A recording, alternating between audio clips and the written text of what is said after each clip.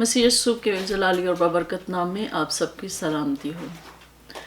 میرے عزیزوں، ہم نے حصہ اول میں بات کی تھی کہ مرنے کے بعد انسان کی روح کہاں پر جاتی ہے۔ تو ہم نے بائبل کے مطابق ہم نے اس بات کا ذکر کیا تھا کہ مرنے کے بعد انسان کی روح جو ہے وہ خدا کی مرضی سے یا تو جہنم میں جاتی ہے یا ابدی آرام میں داخل ہوتی ہے، یعنی روح آرام کرتی ہے جب تک خدا یسوع مسیح نہ آ لیں۔ تو آئیے ہم اپنے اس سلسلے کو جاری رکھتے ہوئے آج ہم حصہ دوئے میں بات کریں گے، اس پر مزید ہم بات کریں گے کہ بائبل ہمیں کیا سکھاتی ہے۔ تو اس سے پہلے کہ ہم اپنے اس میسیج کو شروع کریں، آئیے ہم دعا کرتے ہیں۔ قدوس قدوس قدوس رب الافواج، تو جو قادر مطلق خدا ہے، تو جو رب الافواج ہے، ہم تیری شکر گزاری کرتے ہیں اس وقت کے لیے خدا جو تو نے ہمیں بخشا ہے۔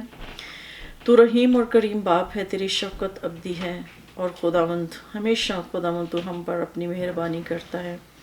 اور تیرے فضل کے وسیلہ سے خداوند ہم نجات کو حاصل کرتے ہیں۔ تیرا فضل ہم پر خداوند ہمیشہ سے ہمیشہ تک رہے، اور خداوند آ اپنے پاک روح کو بھیج، میں نہ بولوں بلکہ تیرا پاک روح خداوند بولے، اپنے لوگوں سے کلام کر، اور اس کلام کے وسیلے سے خداوند بہت سے دلوں کے خیال کھلیں خداوند، اور وہ خداوند تیری نجات کو حاصل کریں، تاکہ ابدی ہلاکت سے نکل کر وہ ابدی نجات کو حاصل کریں، وہ ابدی زندگی میں داخل ہو سکیں۔ خداوند آ اپنا پاک روح بھیج، پاک روح آ میرے اندر سے اپنے لوگوں سے کلام کر، میں نہ بولوں بلکہ پاک روح آ تو بول، ہمارے خدا یسوع مسیح کے نام میں آمین۔ میرے عزیزو، بائبل ہمیں یہ سکھاتی ہے کہ روح جو ہے وہ خدا کی امانت ہے، روح خدا کی ہے، اس لیے مرنے کے بعد جو روح ہے وہ خدا کے پاس جاتی ہے، اور خداوند کی یہ اس مرضی پر منحصر ہے کہ ہماری روح جو ہے وہ ابدی ہلاکت میں جاتی ہے یا جہنم میں جاتی ہے، یا پھر ہماری روح جو ہے اس آرام میں داخل ہوتی ہے جو آرام خداوند نے ہمارے لیے تیار کیا ہے، تاکہ جب تک خداوند یسوع مسیح نہ آئے وہ روحیں وہاں پر آرام کرتی ہیں، اور وہ آسمان میں ہے۔ اس سے پہلے کہ ہم آگے بڑھیں، ہم یہ دیکھتے ہیں کہ بائبل مقدس جو ہے عالم ارواح، جہنم، دوزخ، جنت کا ذکر کرتی ہے، آرام کی جگہ کا ذکر کرتی ہے، باب ابراہیم کی گود کا ذکر کرتی ہے۔ لیکن کچھ کلیسیاؤں میں ایک اور بھی عقیدہ یا ایک تصور پایا جاتا ہے، وہ ہے مقام کفارہ، جس کو ہم انگلش میں پرگیٹوری کہتے ہیں۔ اس عقیدے کے مطابق اس کے ماننے والے یہ لوگ کہتے ہیں کہ مقام کفارہ ایک ایسی جگہ ہے جو دوزخ اور آرام کی جگہ کے علاوہ ایک تیسری جگہ ہے، جہاں پر جو لوگ ہیں وہاں پر عارضی طور پر ٹھہرائے جاتے ہیں، یعنی لوگوں کی روحیں مرنے کے بعد اس مقام میں عارضی طور پر ٹھہرائی جاتی ہیں، اور وہاں پر لوگ جو ہیں اپنے گناہوں کی معافی کی سزا پاتے ہیں، یعنی ان کے گناہ جو ہیں ان کی وہ سزا وہاں پر پاتے ہیں، اور ان کی روحوں کو پاک اور صاف کیا جاتا ہے، اور پھر اس کے بعد ان کو خدا جو ہے وہ آرام کی جگہ میں داخل کرتا ہے۔ اور اس عقیدے کے ماننے والے یہ بھی کہتے ہیں کہ جن روحوں پر اس مقام کفارہ میں ان لوگوں کی روحوں کو ٹھہرایا جاتا ہے جن پر خدا کا فضل ہوتا ہے، یا وہ لوگ جو زندگی میں خدا کی محبت میں زندگی گزارتے ہیں، ان کی روحوں کو یہ موقع بخشا جاتا ہے کہ وہاں پر رہ کر جو ان کے گناہ ہیں ان کی وہ سزا کو حاصل کریں، ان کے لیے اپنی سزا کو پائیں اور اپنی روح کو پاک اور صاف کریں، اور پھر اس کے بعد انہیں ابدی آرام میں داخل کیا جاتا ہے۔ یہ عقیدہ زمانے وسطیٰ کی کچھ کلیسیاؤں اور کیتھولک کلیسیا میں بھی رائج تھا، اور بہت ساری کلیسیاؤں نے وقت کے ساتھ ساتھ اس عقیدے کو رد کر دیا، اور لیکن جو کیتھولک کلیسیا ہے اس میں یہ عقیدہ ابھی بھی رائج ہے کہ مقام کفارہ موجود ہے جہاں پر روحوں کو سزا دی جاتی ہے۔ اور اسی عقیدے کے مطابق جو ہے مردوں کی عید اور مردوں کے لیے دعا کا تصور بھی جو ہے وہ کیتھولک کلیسیا میں پایا جاتا ہے، یا ہم کہہ سکتے ہیں کہ مرنے کے بعد جو ہے ہم مقدسین سے سفارش کر سکتے ہیں، اور مقدسین کی سفارش سے ہمارے گناہ معاف ہو سکتے ہیں، یا جب ہم زمین پر ہیں تو ہم اپنے رشتہ داروں کے، ہم اپنے عزیزوں کے لیے دعا کر سکتے ہیں تاکہ ان کے جو زمین پر رہتے ہیں انہوں نے جو گناہ کیے ہیں وہ گناہ معاف ہو سکیں، تاکہ وہ ابدی نجات کو حاصل کر سکیں۔ آئیے ذرا اس بات پر غور کرتے ہیں کہ اس کے لیے ہم کچھ حوالہ جات کو دیکھتے ہیں تو آپ ان حوالہ جات کو نوٹ کر لیں اور اس کو خود آپ ذاتی مطالعہ سے آپ اس چیز پر غور کریں کہ کیا یہ حوالہ جات جو ہیں وہ مقام کفارہ کا ذکر کرتے ہیں یا ان میں کچھ اور خدا جو ہے اپنے کلام میں بیان کرتا ہے۔ اس میں ہم دیکھتے ہیں کہ دوسرا مکابین اس کا 12 باب اس کی 41 سے 45 آیات مقدسہ تک، اور دوسرا مکابین کی جو کتاب ہے وہ کیتھولک بائبل میں ہے، یہ ایک تاریخی کتاب ہے، آپ وہاں سے اس کو پڑھ سکتے ہیں۔ پھر دوسرا تموتھیوس اس کا پہلا باب اس کی 18 آیت، لوکا 16 باب اس کی 19 اور پھر 26 آیت، اور پہلا کرنتھیوں اس کا 3 باب اور اس کی 11 اور 15 آیات مقدسہ۔ میرے عزیزو، آپ ان حوالہ جات کو نوٹ کر لیں اور آپ ان کو پڑھیں، اور اس کے بعد پھر آپ خود بھی فیصلہ کر سکتے ہیں کہ کیا یہ حوالہ جات جو ہیں وہ مقام کفارہ کا ذکر کرتے ہیں کہ نہیں ہیں۔ اب ہم اس بات پر غور کرتے ہیں کہ آیا یہ عقیدہ جو ہے وہ بائبل مقدس کے مطابق ہے کہ نہیں ہے۔ ہم بائبل مقدس میں دیکھتے ہیں کہ پیدائش سے لے کر مکاشفہ کی کتاب تک جو ہے وہ نجات کے منصوبے کا ذکر کرتی ہے، جو خدا باپ کی طرف سے ایک لازوال محبت کا تحفہ ہے کہ خدا اپنے محبت رکھنے والوں کے لیے خدا نے ایک نجات کا منصوبہ تیار کیا جو کہ ازل سے تیار شدہ تھا، لیکن وہ ظاہر، بائبل ہمیں سکھاتی ہے کہ وہ ظاہر آخری زمانہ میں ہوا۔ ہم اس کے لیے کچھ حوالہ جات کی مدد سے سمجھتے ہیں کہ نجات کا منصوبہ کیا ہے۔ اس کے لیے ہم یہ بھی جانتے ہیں کہ خدا یسوع مسیح جو ہے، خود خدا جو ہے وہ زمین پر آئے اور انہوں نے اپنی جان قربان کی، اپنا پاک لہو بہایا تاکہ ہم اس کے پاک لہو کے وسیلہ سے اپنے گناہوں کو دھو سکیں اور اپنی نجات کو حاصل کر سکیں۔ جیسے کہ متی 18 باب اس کی 3 آیت میں خدا یسوع مسیح نے کہا، میں تم سے سچ کہتا ہوں کہ اگر تم توبہ نہ کرو اور بچوں کی مانند نہ بنو تو آسمان کی بادشاہی میں ہرگز داخل نہ ہوگے۔ مقام کفارہ کے عقیدہ میں 2 باتیں قابل غور ہیں۔ اس عقیدے کے ماننے والے کہتے ہیں کہ جن پر خدا کا فضل ہو اور جو لوگ خدا کی دوستی میں مرتے ہیں وہ لوگ اس مقام کفارہ میں ٹھہرائے جاتے ہیں۔ لیکن جب ہم بائبل مقدس میں دیکھتے ہیں تو بائبل مقدس ہمیں یہ سکھاتی ہے کہ جن پر خدا کا فضل ہوتا ہے وہ اپنی نجات کو حاصل کر لیتے ہیں اور وہ ہمیشہ کی زندگی میں داخل ہو جاتے ہیں، کیونکہ بائبل مقدس ہمیں یہ سکھاتی ہے کہ ہم خدا کے فضل سے ہی نجات کو حاصل کرتے ہیں، جس میں ہمارے اعمال کا، ہمارے نیک کاموں کا کوئی دخل نہیں ہے۔ اور جب ہم ایک دفعہ اپنی نجات کو حاصل کر لیتے ہیں تو ہمارے ماضی، حال اور مستقبل کے سارے گناہ معاف ہو جاتے ہیں اور ہم راست باز ٹھہرائے جاتے ہیں، بشرطے کہ ہم اس میں وفاداری میں قائم رہیں اور اس راست بازی میں چلیں۔ اس کے علاوہ ہم رومیو 10 باب اس کی 9 آیت میں دیکھتے ہیں کہ اگر تو اپنی زبان سے یسوع کے خداوند ہونے کا اقرار کرے اور اپنے دل سے ایمان لائے تو نجات پائے گا، کیونکہ ہمیں یہ جاننا ضروری ہے کہ خدا نے اسے مردوں میں سے جلایا تو ہم نجات پاتے ہیں۔ افسیوں 1 باب اس کے 7 آیت میں ہم دیکھتے ہیں کہ ہم کو اس کے خون کے وسیلہ سے مخلصی یعنی قصوروں کی معافی اس فضل کی دولت کے موافق حاصل ہے۔ میرے عزیزو، ہم یہ جانتے ہیں کہ ہمیں خدا یسوع مسیح کے پاک لہو اور اس سے ہمیں گناہوں کی معافی ملتی ہے اور یہ ہمیں نجات جو ہے خدا کے فضل سے ہمیں حاصل ہے۔ جو اس نے ہر طرح کی 8 نمبر آیت میں ہم دیکھتے ہیں کہ جو اس نے ہر طرح کی حکمت اور دانائی کے ساتھ کثرت سے ہم پر نازل کیا ہے۔ ہمارے خدا باپ نے بنائے عالم سے پیشتر سے مقرر کیا کہ یسوع مسیح کی محبت میں ہم پاک اور بے عیب ہوں۔ میرے عزیزو، ان آیات کے مطابق ابدی زندگی حاصل کرنے کے لیے چند شرائط ہیں، مطلب ایمان لانا، یعنی خدا یسوع مسیح پر ایمان لانا کہ وہ خود خدا ہے اور وہ انسانی فطرت کے ساتھ ساتھ الہی فطرت بھی رکھتا ہے، اور اس کے خون کے وسیلہ سے ہم گناہوں کی معافی حاصل کرتے ہیں، اور خدا کے پاک روح کے وسیلہ سے ہم حکمت کو حاصل کرتے ہیں اور اپنے ٹوٹے ہوئے رشتے کو ہم دوبارہ بحال کرتے ہیں۔ اس کے لیے خدا کا فضل ہم پر بہت ہونا ضروری ہے، کیونکہ جس پر خدا کا فضل ہوتا ہے وہ اس نجات کو حاصل کر لیتا ہے۔ مقام کفارہ کے عقیدے کے مطابق دوسری بات جو بیان کی جاتی ہے کہ ہماری روح کو پاک اور صاف کرنے کی ضرورت ہوتی ہے، اس لیے ہم اس مقام میں ٹھہرائے جاتے ہیں تو اس کے بعد ہم ابدی زندگی کو حاصل کرتے ہیں۔ تو آئیے ہم بائبل مقدس میں دیکھتے ہیں کہ بائبل مقدس ہمیں کیا سکھاتی ہے۔ بائبل مقدس یہ کہتی ہے کہ جب ہم گنہگار ہی تھے تو مسیح ہماری خاطر ہوا اور اس نے اپنے پاک اور بے عیب خون سے ہماری خلاصی کرائی۔ ہم خدا یسوع مسیح کے پاک خون کے وسیلہ سے گناہوں سے چھٹکارا پاتے ہیں، چاہے وہ ہمارے گناہ کتنے ہی زیادہ کیوں نہ ہوں۔ ہم جو ہیں ان سارے گناہوں سے معافی پاتے ہیں، اور شرط یہ ہے کہ ہم اس پھر وفاداری میں، اس راست بازی میں قائم رہیں۔ یہ بات سچ ہے کہ اپنی زندگی کو حاصل کرنے کے لیے ہماری روح کو پاکیزگی کی ضرورت ہوتی ہے، مگر بائبل ہمیں یہ بھی سکھاتی ہے کہ ہم یہ پاکیزگی خدا یسوع مسیح کے وسیلے سے حاصل کرتے ہیں،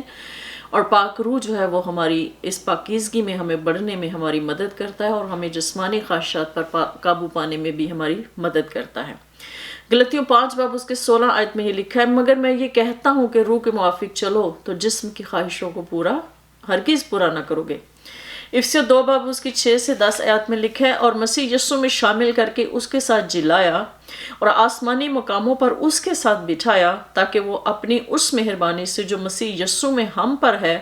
آنے والے زمانوں میں اپنے فضل کی بے نہایت دولت دکھائے، کیونکہ تم کو ایمان کے وسیلہ سے فضل ہی سے نجات ملی ہے، اور یہ تمہاری طرف سے نہیں، خدا کی بخشش ہے، اور نہ اعمال کے سبب سے ہے، تاکہ کوئی فخر نہ کرے۔ میرے عزیزو، نجات کا منصوبہ خدا کی لازوال محبت کا ایک تحفہ ہے، اور کیونکہ خدا یہ جانتا ہے کہ انسان کا دل ہیلا باز اور بہانہ باز ہے، اس لیے خدا نے ہمیں ہلاکت سے بچانے کے لیے اور گناہوں کی قید سے چھڑانے کے لیے اس نے نجات کا منصوبہ تیار کیا۔ اور یہ کلام ہمیں یہ سکھاتا ہے کہ انسان سے ممکن نہیں ہے لیکن خدا سے ممکن ہے۔ اگر مقام کفارہ کی وجہ سے ہماری روحیں پاک اور صاف ہو جائیں اور پھر ہم نجات، تو پھر ہم یہ کہہ سکتے ہیں کہ نجات کا منصوبہ جو ہے وہ ہمارے لیے جو ہے وہ تیار نہیں ہونا چاہیے تھا، کیونکہ نجات کے منصوبے سے ہی ہم جو ہیں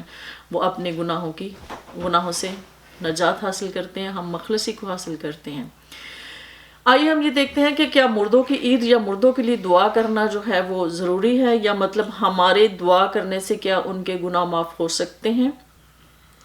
دوسرا مکابین 12 باب اس کی 41 سے 45 آیات میں ہم پڑھتے ہیں کہ کچھ یہودی لوگوں نے فوج میں جب تھے تو انہوں نے اپنے مردہ ساتھیوں کے لیے جو ہے کفارہ کی قربانی چڑھائی تاکہ ان کی بت پرستی کا گناہ معاف ہو سکے۔ آئیے دیکھتے ہیں کہ بائبل مقدس اس کے بارے میں کیا کہتی ہے۔ ہم یہ جانتے ہیں کہ مکابین کی کتاب ایک تاریخی کتاب ہے جس میں سکندر اعظم کی فتوحات کا بھی ذکر ہے اور یہودی قوم کی فتوحات اور لڑائیوں کا ذکر ہے۔ یہ ایک تاریخی کتاب ہے، الہامی کتاب نہیں ہے، یعنی یہ خدا کی طرف سے نہیں بیان کیا گیا کہ ہماری قربانیوں سے جو ہے وہ مردوں کو گناہوں سے معافی مل سکتی ہے، کیونکہ بائبل مقدس ہمیں سکھاتی ہے کہ مرنے کے بعد کچھ امید باقی نہیں۔ جب ایک دفعہ انسان مر گیا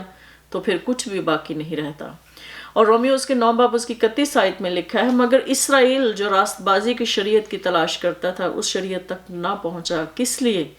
اس لیے کہ انہوں نے ایمان سے نہیں گویا اعمال سے جو ہے اس کی تلاش کی۔ انہوں نے اس ٹھوکر کھانے کے پتھر سے ٹھوکر کھائی، کیونکہ وہ خدا کی شریعت کے ماننے والے اپنے عقائد و روایات کے پابند تھے اور آج بھی ہیں۔ بائبل مقدس ہمیں سکھاتی ہے کہ انسانی روایت اور شریعت کے مال اور ان کی پابندی سے ہم راست باز نہیں ٹھہرائے جا سکتے،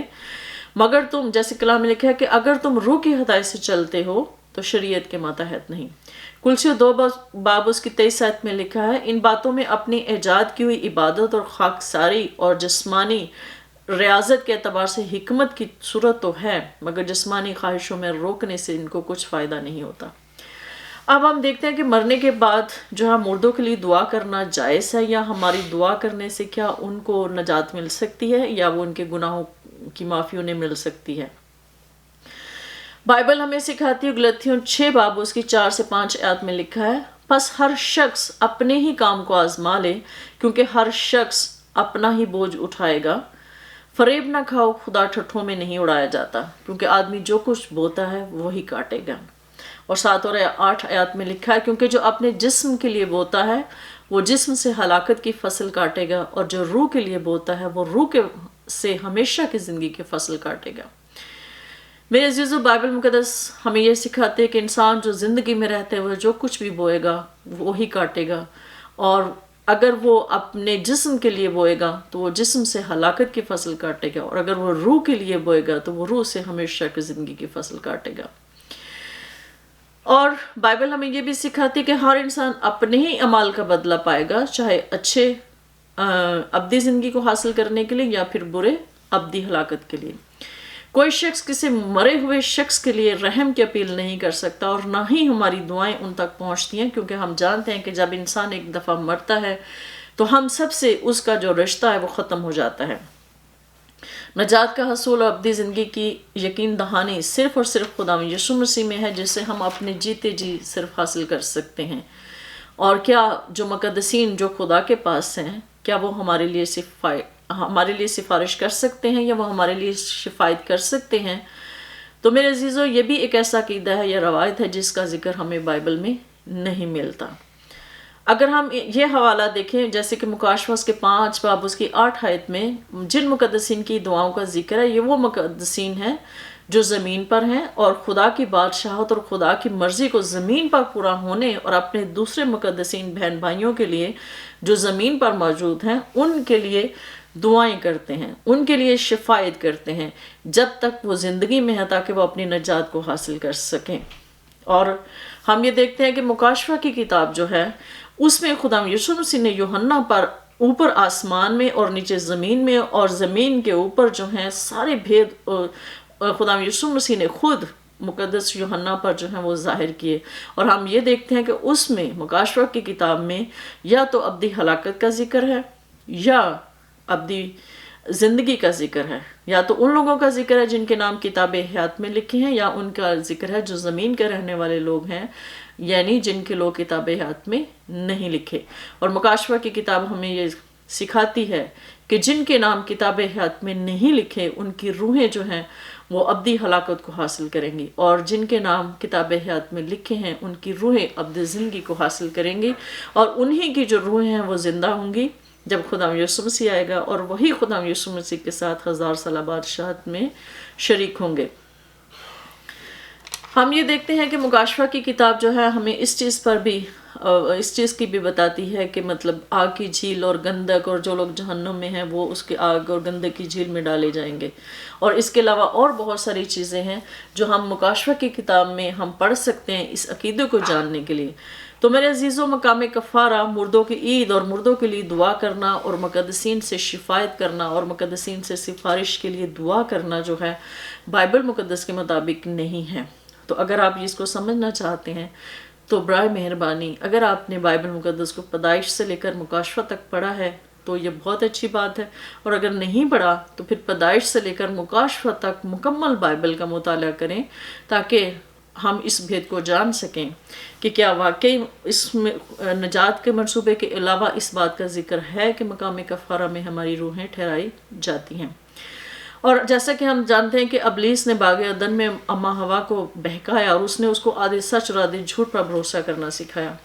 تو میرے عزیزوں، مقام کفارہ کے مطابق جن پر خدا کا فضل ہوتا ہے یا روحوں کی پاکیزگی کا ذکر ہے،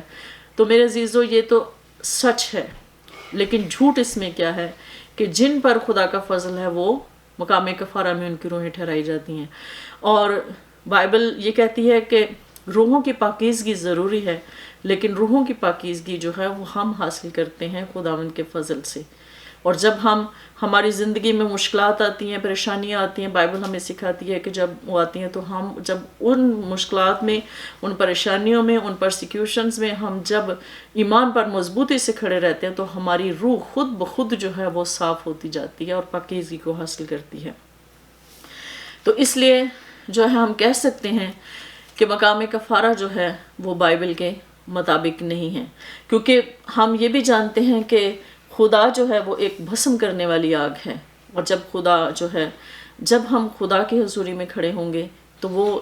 اس کی مرضی ہے کہ وہ ہمیں کہاں پر بھیجے گا۔ یہ نہیں ہے کہ وہ مطلب ہمارے کسی سفارش سے جو ہے وہ ہمارے گناہ معاف کر دے گا، یہ ایک ناممکن چیز ہے۔ اور اس کے علاوہ ہم یہ دیکھتے ہیں کہ بائبل مقدس میں لکھا ہے کہ پس جو مسیح یسوع میں ہیں ان پر سزا کا حکم نہیں، کیونکہ زندگی کے روح کی شریعت نے مسیح یسوع میں مجھے گناہ اور موت کی شریعت سے آزاد کر دیا۔ اور 12 سے 14 آیات میں ہم دیکھتے ہیں، رومیو اس کے 8 باب کی 12 سے 14 آیات میں دیکھتے ہیں کہ پس ہے بھائیو، ہم قرض دار تو ہیں مگر جسم کے نہیں کہ جسم کے مطابق زندگی گزاریں، کیونکہ اگر تم جسم کے مطابق زندگی گزارو گے تو ضرور مرو گے، اور اگر روح سے بدن کے کاموں کو نیست و نابود کرو گے تو جیتے رہو گے، اس لیے کہ جتنے خدا کے روح کی ہدایت سے چلتے ہیں وہی خدا کے بیٹے ہیں۔ اور 29 آیت میں ہم دیکھتے ہیں کہ کیونکہ جن کو اس نے پہلے سے جانا ان کو پہلے سے مقرر بھی کیا، اس لیے کہ اس کے بیٹے کے ہم شکل ہوں، تاکہ وہ بہت سے بھائیوں میں پہلوٹا ٹھہرے۔ اور جن کو اس نے مقرر کیا ان کو بلایا بھی، اور جن کو بلایا ان کو راست باز بھی ٹھہرایا، اور جن کو راست باز ٹھہرایا ان کو جلال بھی بخشا۔ خداوند آپ سب کو برکت دے، اور اس بھید کو سمجھنے میں خداوند آپ کی مدد و رہنمائی کرے، تاکہ ہم اس خام خیالی سے نکل آئیں کہ شاید کسی کے سفارش سے ہمارے گناہ معاف ہو سکتے ہیں۔ تو میرے عزیزوں یہ ناممکن ہے، ہم جو کچھ بوئیں گے وہی کاٹیں گے۔ آئیے ہم دعا کرتے ہیں۔ خدا قدوس رب الافواج، تو جو قادر مطلق خدا ہے، تو جو رب الافواج ہے، ہم تیری شکر گزاری کرتے ہیں اس خوبصورت کلام کے لیے۔ خدا تو نے اپنے بھید خدا ہم پر ظاہر کیے، تو اپنے لوگوں پر ظاہر کرتا ہے خدا، تاکہ وہ تیرے لوگوں پر کھول سکیں، تیرے لوگوں کے دلوں کے خیال تاکہ خدا کھل سکے خدا، تاکہ تیرے کلام کو سمجھ سکے خدا، تاکہ آدھے سچ اور آدھے جھوٹ پر بھروسہ کرنا وہ چھوڑ دیں، تاکہ وہ اس سچائی کو جانیں تاکہ آزادی کو حاصل کریں، کیونکہ تیرے کلام میں لکھا ہے کہ تم سچائی کو جانو گے اور سچائی تمہیں آزاد کر دے گی۔ میرے خداوند اپنے لوگوں پر سچائی کو ظاہر کر، اپنے کلام کو ان پر واضح کر، اور اپنے لوگوں ہمیں یہ فضل بخش خداوند کہ ہم تیرے کلام کو زیادہ سے زیادہ سیکھیں، زیادہ سے زیادہ سمجھ سکیں، اور خداوند تیرے کلام کے مطابق اپنی زندگیوں کو سنوار سکیں، تاکہ ہم ابدی زندگی میں داخل ہو سکیں۔ ہمارے خدا یسوع مسیح کے نام میں آمین۔